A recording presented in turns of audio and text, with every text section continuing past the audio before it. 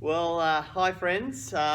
Welcome to our weekly video for this week. Face masks are the new reality for us. As you will have heard, it's not mandatory from the state government, but strongly recommended. And so this Sunday at church, we will be strongly recommending that you wear face masks. Now, just to clarify, this is not for kids and youth, but it's for everyone who's over 12 and in the auditorium. And it's just a way we can serve one another and try and be safe and healthy the best we can. But also alongside the safety and health issues, we're also concerned about the spiritual safety of each other. We know the Bible really strongly encourages us to keep on gathering together. It's really important for us. So Pete, how are we kind of processing that? Say health and safety, gathering, the importance of that. Yeah, look, we're committed to meeting safely, physically, but we also do see a risk with people disengaging the longer we're not meeting regularly together. Certainly with our kids and youth, and we're hearing that there's some real risk for them disengaging, but actually for all of us here. And I think the thing is here at Norwest is that we just want to be gathering as regularly as we can as a normal part of our lives. We've always long to see Jesus King of every heart and every home, and that's both us growing and us reaching out to those around us. So we want to meet in safe and responsible and meaningful ways.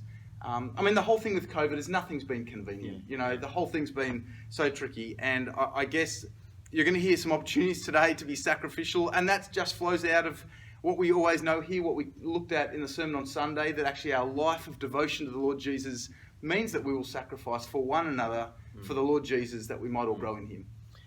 Amen. Yeah. So how does that work when there are very clear restrictions on how many people can gather in the auditorium? I think you said in last week's video that we might move to 5 services on a Sunday. Tell me about that. Yeah, moving from 4 to 5, and keeping in mind that the goal there is to spread as many of us out across a day with 2 hours between each service as far as we're able.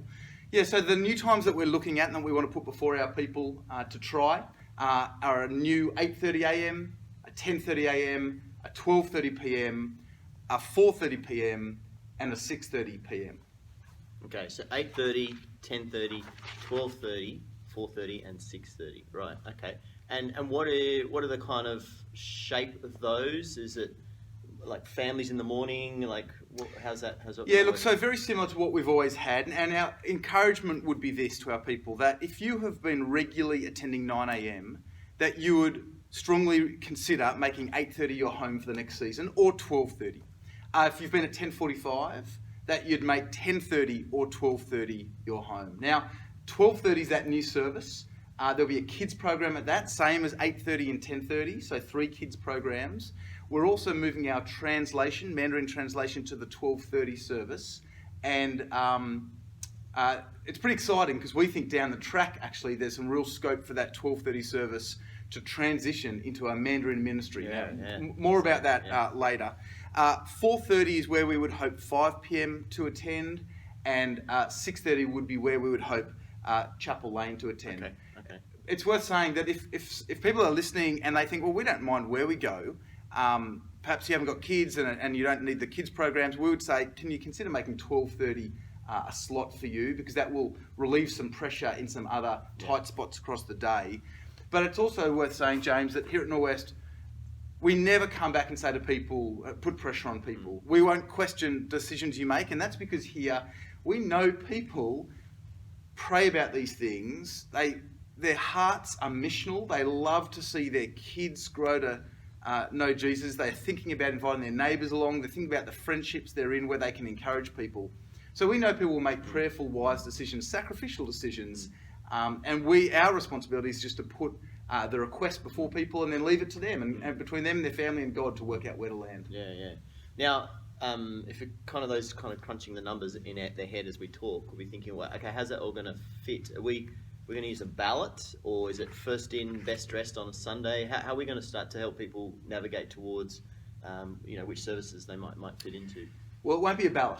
We're not going to do that. But what we would do, in the first instance, we'd encourage people to talk to their community groups, talk to their friends. We know how significant relationships are. And for many people, their kids are friends with other kids and want to do church together. Totally understand that. That's the way it's meant to be. So to speak to your community group and your friends. Secondly, Tuesday next week, we're going to send out an email and a survey to all our people at church. We will then ask people to get back to us on that. If you don't get back to us, no problem, but we will ring because we really need to model our numbers, both our adults and our kids, to actually move forward in a meaningful way. But the third thing to say is this isn't for next Sunday. We're not. Oh, right. No. So we're not in a few days' time where this is happening. No. Okay. That sounds like a nightmare. Actually, the date in mind that we have right now is 5 weeks away. We'd be looking to start this on September 6th, Sunday, September 6th.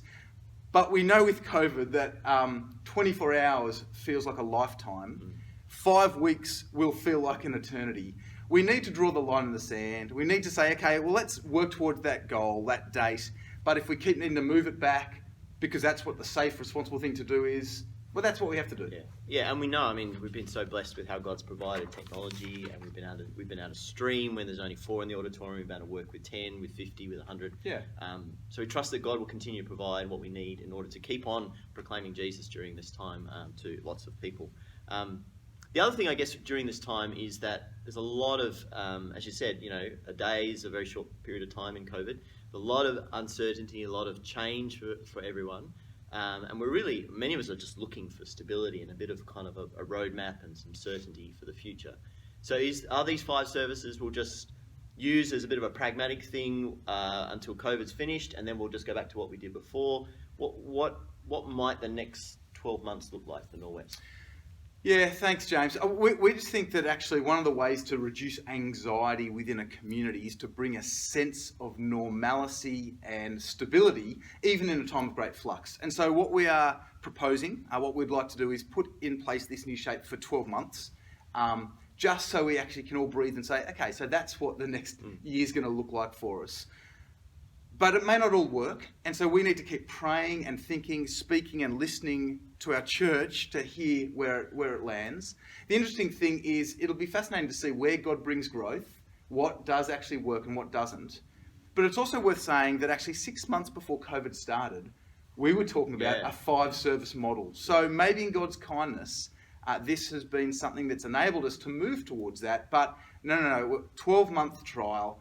We'll keep talking and listening, assessing where we're up to, and move from there. Yeah. And the other thing to say in Norwest is that we've already had some meetings with community group leaders and some other members of the congregations, and those chats have been really helpful. People asked some really helpful questions, things that we hadn't thought about, things that we need to kind of tweak and refashion. And so if you've got questions, concerns, or thoughts, Pete, Craig, and I over the next 4 Sundays will be available either on the deck at the morning tea or here in the auditorium for supper at the 6 p.m. stream, sitting in the groups where we're socially distant. And so if you've got questions, just come and sit down with us, and we'd love to chat more about what's going on and beginning to continue to wrestle and pray together about the next step for Norwest as we seek to see Jesus King of every heart and home. Well, that's all we've got for you in the weekly video. God bless you, and look forward to seeing you very soon.